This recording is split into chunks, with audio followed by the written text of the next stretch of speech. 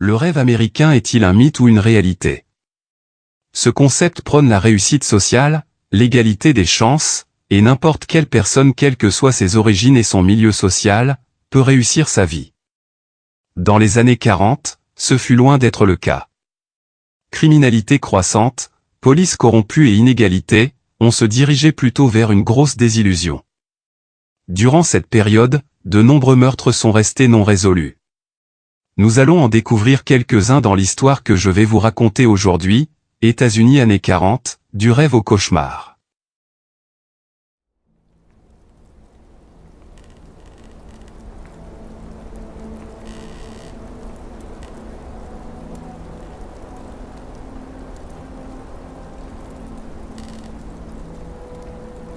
Les meurtres non résolus suscitent une fascination morbide, et plus ils sont horribles, plus ils attirent l'attention.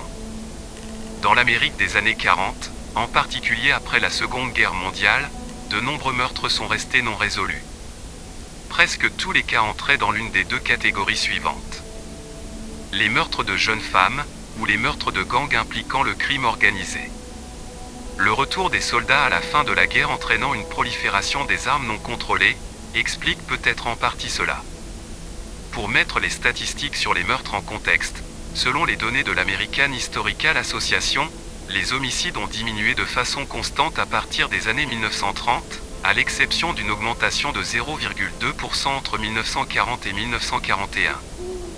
Après 1941, de nombreux jeunes hommes, qui commettent généralement les crimes les plus violents, sont partis à la guerre combattre l'ennemi. Comme prévu, la criminalité a de nouveau augmenté en 1946, lorsque des millions d'hommes déployés sont retournés aux États-Unis.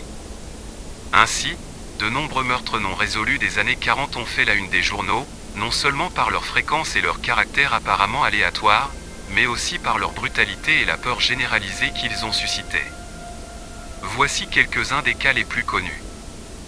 Le meurtre de Bugsy Siegel. Le gangster Benjamin Bugsy Siegel a fait fortune grâce au trafic d'alcool, à la prostitution et au meurtre. Dans une aventure plus étrange, il a également essayé de vendre un explosif à l'armée italienne de Benito Mussolini. Mais malgré toute sa célébrité, personne ne sait avec certitude qu'il a abattu à Beverly Hills en 1947. Bugsy Siegel était en Californie pour affaires et profiter de vacances avec ses filles, qui vivaient avec son ex-femme Esta. Après un dîner avec une poignée d'amis et de partenaires commerciaux, Siegel est retourné chez sa maîtresse Virginia Hill, à Beverly Hills. Là, un homme armé lui a tiré 2 balles dans le visage et 2 dans la poitrine. Bugsy Siegel avait de nombreux ennemis et la police n'avait que l'embarras du choix sur sa liste de suspects. L'hôtel qu'il venait de construire n'était pas rentable et finit par faire faillite. Une des théories sur la mort de Siegel est qu'elle est due à ses dépenses excessives concernant la construction de l'hôtel, et d'un possible détournement de fonds de la mafia au profit de sa maîtresse Virginia Hill, sur un compte numéroté en Suisse. Une autre théorie est qu'il aurait été abattu de manière préventive par Matthew Panza, l'amant de la femme de Sedway, le comptable de Bugsy Siegel. Meyer Lansky, son associé au sein du crime organisé, fait également partie des principaux suspects du meurtre. Sur la propriété de l'hôtel à Las Vegas, entre la piscine et la chapelle de mariage, se trouve une plaque commémorative dédiée à Bugsy Siegel. Il est enterré au Hollywood Forever Cemetery. La mort étrange de Vera West. La créatrice de mode Vera West, qui a travaillé sur des productions Universal Pictures devenues des classiques, comme La fiancée de Frankenstein et Le fils de Dracula, a été retrouvée morte dans sa piscine par le photographe Robert Landry en 1947. La police a également trouvé 2 notes adressées à un certain Jacques Chandler, sur lesquelles on pouvait lire. C'est le seul moyen. J'en ai assez d'être victime de chantage, et la diseuse de Bonne Aventure m'a dit qu'il n'y avait qu'un seul moyen d'échapper au chantage que j'ai payé pendant 23 ans, la mort. Un médecin légiste a déterminé qu'elle s'était probablement noyée, mais le coroner du comté de Los Angeles a refusé de signer le rapport de décès. En 1924, Vera West a fait ses valises à la hâte et a quitté New York pour la Californie. Les rumeurs sur son départ, crime, liaison illicite ou enfant illégitime n'ont jamais été confirmées. Ce qui l'a poussé à quitter New York était suffisamment grave pour la poursuivre toute sa vie, et est peut-être à l'origine du chantage évoqué dans ses lettres. Interrogé sur les allusions au chantage dans les notes, son mari Jack West a nié avoir eu connaissance de quoi que ce soit à ce sujet, et a déclaré plus tard que le chantage était le fruit de l'imagination de sa femme. Il a également déclaré que sa santé n'était pas bonne ces derniers temps, qu'elle était sujette à des périodes de dépression et qu'elle était émotionnellement bouleversée. Il pensait qu'elle s'était suicidée à cause de leur dispute, la nuit de sa mort, et de son mauvais état de santé général. Les détectives ont enquêté sur le cas de Jack West, mais l'affaire a finalement été classée sans suite. Son maître chanteur n'a jamais été retrouvé, sa diseuse de bonne aventure non plus. Un peu plus tard, Jack West a fait raser la maison et tous les bâtiments. Il a ensuite vendu le terrain et a disparu. Aucune autre information n'a été trouvée sur lui après 1947. Elizabeth Short, le dahlia noir. Elizabeth Ann Short est née dans le quartier de Hyde Park à Boston, le 29 juillet 1924. À l'âge de 18 ans, rêvant de faire carrière au cinéma, elle part vers la Californie, pour vivre avec son père qui a repris contact avec sa mère et qui travaille désormais sur une base navale. Tous les deux partent ensuite pour Los Angeles au début de l'année 1943. Elle part ensuite pour Santa Barbara, où elle est arrêtée le 23 septembre 1943 pour consommation illégale d'alcool par une mineure. Les années suivantes, gagnant principalement sa vie comme serveuse, elle réside dans différentes villes de Floride, avec quelques retours occasionnels dans le Massachusetts. En juillet 1946, elle reprend le chemin de la Californie, à destination d'Hollywood, avec pour but de devenir actrice et pour voir le lieutenant de l'armée de l'air Joseph Gordon Fickling, rencontré en Floride. En 1947, elle fréquentait régulièrement les boîtes de nuit et autres établissements chics d'Hollywood. Selon Vera French, une de ses amies qui l'avait recueillie pendant un certain temps, elle avait une très longue liste de prétendants et de petits amis. Le 15 janvier 1947, son corps coupé en deux au niveau de la taille et vidé de son sang, est retrouvé dans un terrain vague de Los Angeles. Des traces de mutilation sont également visibles sur ses cuisses et sa poitrine. Sa bouche est entaillée depuis la commissure jusqu'aux oreilles. Ses traces et les marques sur ses poignets indiquent qu'elle a été attachée et longuement torturée avant de mourir. Le corps vidé de son sang a été lavé, et l'absence de sang sur les lieux de sa découverte démontre qu'elle a certainement été assassinée ailleurs. Plus de 50 personnes avouèrent être à l'origine du meurtre, sans qu'aucune puisse être officiellement reconnue coupable. Même si de nombreux suspects ont été évoqués, ce meurtre est toujours officiellement non résolu. Les meurtres de la ferme Van Camp. En 1940, l'ouvrier agricole John Verkuilen a fait une découverte macabre lorsqu'il a trouvé les corps de son patron William Van Camp et de sa mère Annie, âgée de 77 ans, morts dans leur ferme dans le Wisconsin. Selon le rapport de police, Annie et son plus jeune fils William, qui dirigeait la ferme, se préparaient à aller se coucher lorsque William a entendu un intrus sur leur porche. Après s'être rendu devant l'entrée, il a ouvert la porte et a reçu une balle en plein visage avec un fusil de chasse calibre 12. Le tueur s'est ensuite dirigé vers la chambre d'Annie, et lui a également tiré une balle dans le visage. Il n'a pas été établi de façon formelle si Annie avait entendu le meurtrier abattre son fils avant de mourir. Les autorités du comté d'Outagami, dirigées par le shérif de l'époque John Napen, n'avaient pas grand-chose à leur disposition. Leur enquête a été entravée dès le début par une scène de crime polluée par les proches des victimes. Les autorités ont rapporté avoir trouvé un sac en cuir vide sur la commode d'Annie, ce qui pourrait suggérer que le mobile du meurtre était le vol. Malheureusement, les enquêtes de la police n'ont abouti à rien après les interrogatoires d'une poignée de suspects, aucun élément ne pouvant les relier au meurtre. Après 1945, le dossier original a été perdu, ce qui a rendu pratiquement impossible la réouverture de l'enquête, à moins que quelqu'un ne se manifeste pour faire des aveux ou donner de nouveaux éléments. Plus de 80 ans plus tard, cette affaire est toujours non résolue. Carlo Tresca. Le leader syndical italien Carlo Tresca, un critique féroce du dictateur italien Benito Mussolini, a été abattu à New York en 1943.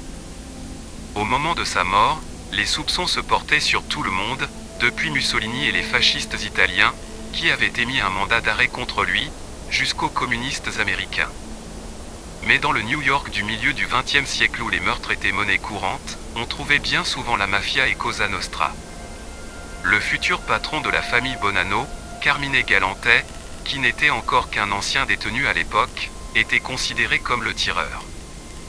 Galante a passé un certain temps en prison, mais a été libéré faute de preuves. Il semblerait que Carlo Tresca était probablement la victime d'une alliance entre l'Italie fasciste et le chef de file de Cosa Nostra Don Vito Genovese. Carlo Tresca avait entravé les activités de Mussolini en Amérique pendant des années. Malgré sa campagne anti-mafia dans les années 1920, le dictateur italien était devenu proche de Genovese, qui fonctionnait en quelque sorte comme l'intermédiaire américain de Mussolini. Ainsi, lorsque Carlo Tresca s'est mis en travers des projets de Mussolini auprès des Italiens en Amérique, il s'est également heurté à Genovese.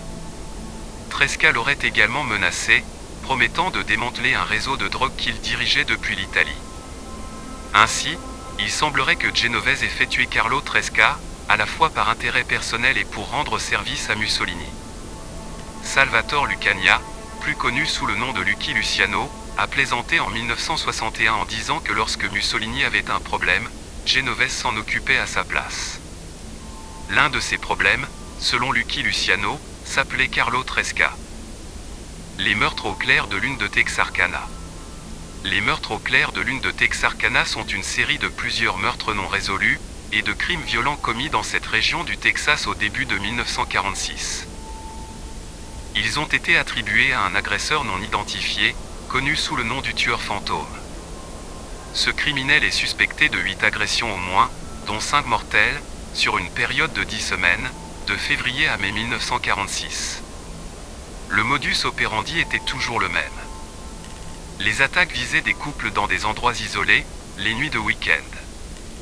D'après les rapports de police et les constatations effectuées, le meurtrier ordonnait à ses victimes de sortir du véhicule, les abattait d'une balle dans la tête puis replaçait les corps dans l'auto. Jimmy Hollis et sa petite amie Marie-Jeanne Larrey, les deux victimes survivantes de la première agression du tueur fantôme, ont donné des descriptions légèrement différentes de l'agresseur. Celui-ci portait un masque en tissu blanc qui ressemblait à une tête d'oreiller, avec 2 trous découpés pour les yeux. Marie-Jeanne Larrey a affirmé qu'elle pouvait voir sous le masque qu'il s'agissait d'un homme afro-américain à la peau claire. Jimmy Hollis a affirmé que l'agresseur était un homme blanc bronzé, âgé d'une trentaine d'années, mais a concédé qu'il ne pouvait pas distinguer ses traits car il avait été aveuglé par une lampe de poche. Tous deux ont convenu que l'agresseur mesurait environ 1,80 m. Les forces de l'ordre ont contesté à plusieurs reprises la version de Marie-Jeanne Larrey, pensant qu'elle et Jimmy Hollis connaissaient l'identité de leur agresseur et le couvraient. Le principal suspect dans l'affaire était un voleur de voitures multirécidiviste du nom de Hewell Sweeney. Suspecté suite aux déclarations de sa femme et à des preuves circonstancielles, il ne sera finalement pas inculpé, sa femme refusant de témoigner contre lui. Les meurtres d'Oliver Springs. Margaret et Anne Richards étaient 2 sœurs blanches et petites-filles du magnat de l'hôtellerie du Tennessee, Joseph Richards. Les 2 sœurs, ainsi que Leonard Brown, un adolescent noir qui travaillait pour elle, et avec qui elle s'était liée d'amitié, ont été assassinés de façon inexplicable dans leur manoir d'Oliver Springs, au cours d'un meurtre de sang-froid en 1940, mêlant le sang et la race. Joseph Richards avait fait fortune et était immensément riche. Cependant, d'après les premières constatations, rien n'avait été volé. Dans ce sud profondément raciste, une théorie totalement folle allait voir le jour. Selon le shérif de l'époque, Leonard Brown, le jeune homme noir, avait abattu les 2 sœurs dans un accès de rage avant de se suicider. Aucune preuve ne venant étayer cette hypothèse, les enquêteurs sont allés trouver le shérif pour lui expliquer que Leonard Brown ne pouvait pas être le meurtrier, ce à quoi il a répondu « C'est à moi de décider ». Le corps de Leonard Brown a été emmené hors de la ville et enterré dans un cimetière isolé, de peur que quelqu'un ne tente de se venger. Le Ku Klux Klan avait menacé de déterrer son corps et de le traîner dans les rues de la ville. Depuis, il a été établi de façon formelle que le jeune Léonard n'était pour rien dans ces 2 meurtres, et que lui aussi était une victime. Les frères et sœurs survivants ont volontairement vendu le manoir à la Légion américaine pour $1. Un incendie l'a détruit en 1947, effaçant toute analyse ultérieure de toute preuve qui aurait pu être récupérée sur la scène du crime. Selon toute vraisemblance, l'origine de ces meurtres serait plutôt un conflit de propriété entre la famille Richards et la famille Hanna, leurs voisins. Pendant des années, Leonard Brown a reposé dans un cimetière isolé, sans croix. Grâce à un membre de la famille Richards, une pierre tombale a été placée dans le cimetière où il réside, au sud-est de la ville. Georgette Boerdorf. Georgette Elise Boerdorf était une personnalité mondaine américaine et héritière du pétrole, qui fut étranglée dans sa maison de West Hollywood, en Californie.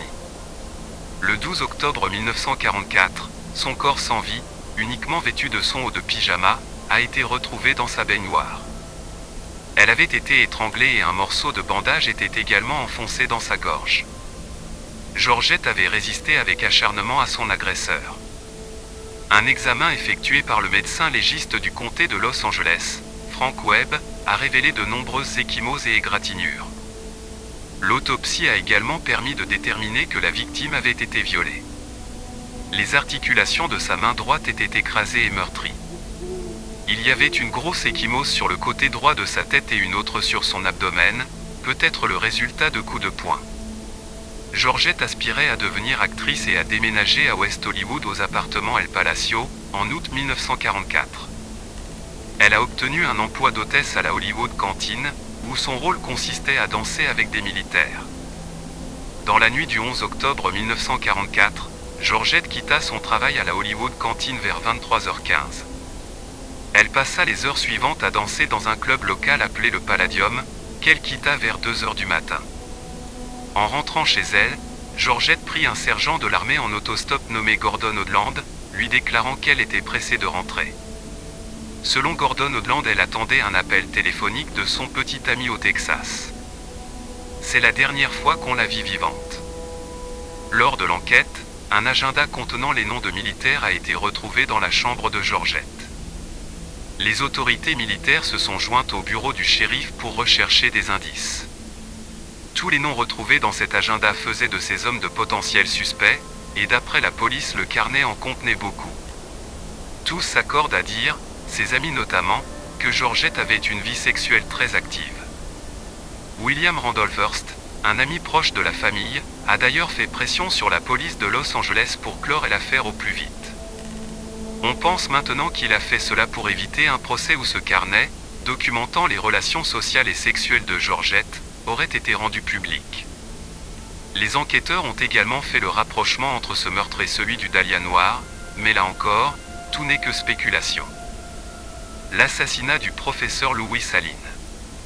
Le 7 mai 1940 est une date tragique dans l'histoire du Westfield State College et de la ville de Westfield. Il y a plus de 80 ans, le meurtre de Louis Saline, un professeur de chimie très connu, a secoué la ville et l'université. Aline est devenu mondialement célèbre pour avoir lancé le mouvement Pure Food Movement, et mis au point des tests sur les aliments pour déterminer lesquels étaient sans danger pour la consommation. Il était considéré comme l'un des défenseurs de l'alimentation saine, dénonçant les conditions misérables dans les usines de conditionnement de viande. Dans la nuit du 7 mai 1940 vers 22h30, le professeur Aline se trouvait au rez-de-chaussée de sa maison de Western Avenue, tandis que sa femme était à l'étage. Sa femme a ensuite déclaré qu'elle a entendu des bruits et des cris venant du rez-de-chaussée. Elle est descendue et a découvert le corps de son mari avec 5 blessures par balle. Le mystère entourant le meurtre de Louis Saline a donné lieu à de nombreuses théories, certaines plus ou moins conspirationnistes. Selon une de ces théories, le professeur aurait développé une substance pour remplacer la saccharine, et certaines puissances étrangères semblaient très intéressées. Aline aurait été approchée à la fois par des représentants du parti nazi allemand et de l'armée soviétique. Les deux forces auraient eu intérêt à utiliser le nouveau produit d'Aline pour nourrir leurs troupes avec relativement peu de nourriture. Les soviétiques ou les nazis l'auraient fait tuer à cause de son refus de leur donner la formule. La mafia, qui pensait que le professeur était un informateur du gouvernement, était également un potentiel suspect. Peut-être que la vérité est beaucoup plus simple qu'il n'y paraît. Louis Saline entretenait apparemment une relation extra-conjugale, et partageait sa maîtresse avec le chef de police de l'époque, Allen Smith. À partir de ce simple fait, plusieurs hypothèses sont possibles, et le professeur aurait été tué pour une banale histoire de sexe. Le meurtre de Margaret Trees. Le mardi matin 30 septembre 1947, deux hommes qui se rendaient au travail, dans le sud-ouest de Davenport, ont découvert le corps d'une femme près de l'entrée principale d'un parc. La victime a été identifiée plus tard comme étant Margaret Trees, veuve de guerre âgée de 34 ans, domiciliée à Davenport. Les deux hommes ont trouvé le corps gravement mutilé et nu vers 7h50. Elle gisait sur le dos, des morceaux de ses vêtements éparpillés un peu partout. Une photo abîmée d'un jeune enfant gisait près de son corps. Selon le rapport du coroner, Margaret avait reçu 15 coups de couteau à la poitrine, et son corps avait été écrasé à plusieurs reprises par une automobile. Les bras, les jambes et la poitrine de Margaret portaient plusieurs tatouages. Sur l'un d'eux, on a identifié un numéro de sécurité sociale. Sur sa poitrine, on pouvait lire le prénom Stanley, et en dessous les mots True Love, amour véritable en français. Un autre tatouage plus élaboré, représentait un serpent avec de grands crochets. D'autres motifs tatoués sur le corps comprenaient une grande croix, à l'intérieur de laquelle se trouvait l'inscription Rock of Ages, et en dessous les deux noms, Bill et Ezzy. Veuve de guerre, Margaret s'était remariée en 1945 avec Stanley Donkiewicz, mais ils s'étaient séparés peu de temps après. Stanley a confirmé que le nom tatoué sur le corps de Margaret était le sien. Il a cependant été rapidement écarté de la liste des suspects. Margaret était connue pour fréquenter les différents bars de la ville, notamment dans un quartier de Davenport appelé Skid Row. Le soir précédant son meurtre, un témoin affirme l'avoir vue passablement ivre, quitter la taverne en compagnie de 3 hommes, vers minuit 30. Ce même témoin affirme les avoir vus ensuite monter tous les 4 dans une voiture, et disparaître dans la nuit. Dans un article du 30 novembre 1956, 9 ans après le meurtre, une femme a déclaré au chef de la police Harvey Smith qu'elle avait vu Margaret Trees monter dans une voiture en compagnie de 2 hommes, et que ces 2 hommes étaient des personnalités connues de la police. Apparemment la police n'a pas donné suite à ce témoignage, et l'affaire reste à ce jour non résolue. Le combat perdu de Pete Panto. Pietro Pete Panto était un docker et syndicaliste italo-américain, qui s'est dressé contre les gangsters et la mafia sur le front de mer de Brooklyn en 1939. Dans le monde du travail portuaire et dans l'histoire italo-américaine, son nom est synonyme d'honnêteté et de courage. Né de parents originaires de Palerme, Panto voit le jour le 13 septembre 1910 à Brooklyn, New York. On ne sait pas grand-chose de sa jeunesse et de sa vie, mais ses actions de militant pour la justice et la paix, en dehors de son travail de docker, font de lui un exemple extraordinaire de combattant pour les droits de l'homme. Panto a été embauché comme responsable du recrutement par Emile Camarda, mafieux notoire en charge d'un grand nombre de quais de Brooklyn et d'environ 4000 dockers. Panto était admiré par les autres dockers pour son honnêteté, et toléré par les mafieux jusqu'à ce qu'ils commencent à s'organiser contre eux. Lorsqu'il prit connaissance des pratiques syndicales corrompues gérées par la mafia, il se tourna vers l'activisme. À chaque rassemblement qu'il organisait, les dockers étaient toujours plus nombreux. Le 3 juillet 1939, ils étaient plus de 3500. Au début, la mafia tolérait ces rassemblements, mais en juillet 1939, Panto fut convoqué dans le bureau de son chef mafieux Emile Camarda qui lui dit ceci. « Certains des garçons n'aiment pas ce que tu fais, alors laisse tomber. » Les garçons étaient le terme codé pour désigner les gangsters. Panto refusa de s'arrêter. Un jour de 1939, il reçut un appel pour rencontrer des responsables syndicaux. Il dit à sa petite amie que s'il ne revenait pas le lendemain, elle devrait appeler la police. Il monta dans la limousine de son chef Camarda et fut emmené dans le New Jersey, où il fut étranglé à mort par le mafieux Mendy Weiss, sur ordre du chef de la mafia Albert Anastasia. Il a ensuite été enterré dans une fosse commune dans une ferme avicole de Lyndhurst, qui était un lieu d'enterrement utilisé par les mafieux. Son corps fut retrouvé en janvier 1941 grâce à une dénonciation.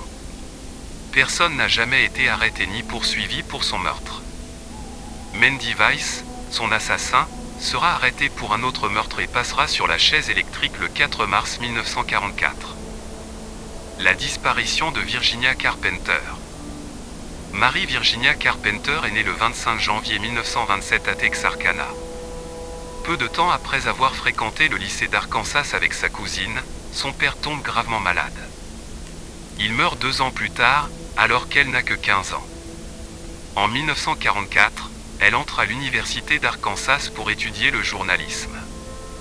Au bout d'un an, elle rentre chez elle et dit à sa mère qu'elle veut suivre une formation de technicienne de laboratoire. Pour cela, elle doit suivre des cours complémentaires en sciences. En 1946, elle stoppe provisoirement ses études pour s'occuper de sa mère malade. Un peu plus tard, elle trouve un emploi dans une clinique comme technicienne. Elle travaille ensuite dans une compagnie d'assurance jusqu'en 1947, avant de reprendre ses études. Au cours des mois précédant sa disparition, elle s'est découvert une nouvelle passion, le dessin. Le mardi 1er juin 1948, Virginia se rendit à la gare de Texarkana et monta à bord du train pour Dallas vers 15 heures. Le train s'arrêta à Denton environ 6 heures plus tard. Elle se rendait au campus du Texas State College pour s'inscrire au cours d'été. Dans le train, Virginia rencontra Marjorie Webster, une institutrice qui s'inscrivait également au cours d'été de Texarkana. Une fois arrivées, les deux femmes appelèrent un taxi pour se rendre au campus. Sur place, Virginia se rendit compte qu'elle avait oublié de vérifier si sa malle était bien arrivée à la gare. Elle repartit aussitôt avec le chauffeur de taxi. Arrivée sur place, Virginia se rendit au guichet où l'employé lui précisa que ses bagages arriveraient plus tard. Edgar Zachary, le chauffeur de taxi, lui proposa de lui amener sa malle au campus le lendemain, ce qu'elle accepta. Les deux repartirent donc vers le campus. De retour sur place vers 21h30, le chauffeur de taxi a affirmé que Virginia s'est dirigée vers une voiture décapotable jaune, dans laquelle se tenaient deux hommes qu'elle semblait connaître. Un veilleur de nuit aurait partiellement corroboré ce témoignage, en précisant que Virginia serait montée dans la voiture. Plus personne ne la reverra. 3 jours plus tard, sa maman téléphone au campus et apprend que sa fille ne s'est pas inscrite au cours d'été. Bien qu'il ait passé 2 tests polygraphiques avec succès, on sait maintenant que le chauffeur de taxi a menti à la police lors de l'enquête initiale. Sa femme a toujours prétendu qu'il était rentré à la maison vers 22 heures. 10 ans plus tard, elle a avoué qu'en réalité il n'était arrivé à la maison que vers 2 heures du matin. Il n'a jamais été inculpé mais reste un suspect potentiel. Plusieurs semaines plus tard, des observations ont été signalées, des témoins affirmant avoir vu Virginia dans une voiture cabriolet en compagnie de 2 hommes.